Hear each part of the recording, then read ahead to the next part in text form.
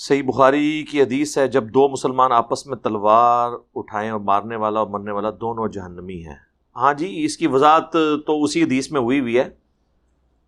یہ حدیث صحیح بخاری کے اندر موجود ہے۔ نبی علیہ السلام سے جب پوچھا گیا کہ یہ مارنے والا تو جہنمی سمجھ آتا ہے، جو مر گیا وہ کیوں جہنمی ہے، تو آپ نے فرمایا وہ اس لیے کہ اس نے بھی تو اپنے بھائی کے قتل کا ارادہ کیا تھا۔ دونوں نے ارادہ کیا نا، ایک کامیاب ہو گیا۔ اور بخاری اور مسلم دونوں میں حدیث ہے، دیکھنا میرے بعد کافر نہ ہو جانا کہ ایک دوسرے کی گردنیں مارنا شروع کر دو۔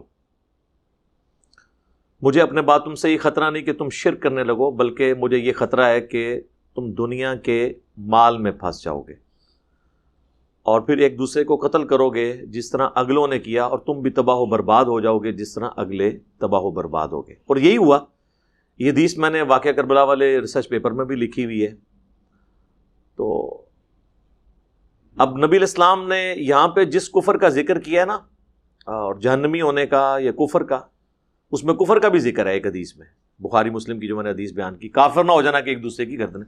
مراد یہ کہ کافروں والا عمل ہے، اور اگر کسی نے جائز سمجھ کے کیا، کسی مسلمان کے قتل کو جائز سمجھا، تو وہ کافر ہو گیا۔ اب رہ گی جو صحابہ کرام کی آپس میں جنگیں ہیں، بیسیکلی یہ احادیث وہاں پہ لوگ کوٹ کرتے ہیں کہ اسپیسیفکلی تو حضور نے ان کے لیے کہا تھا، تو لڑے تو وہ آپس میں، تو کیا کافر ہوئے یا نہ ہوئے؟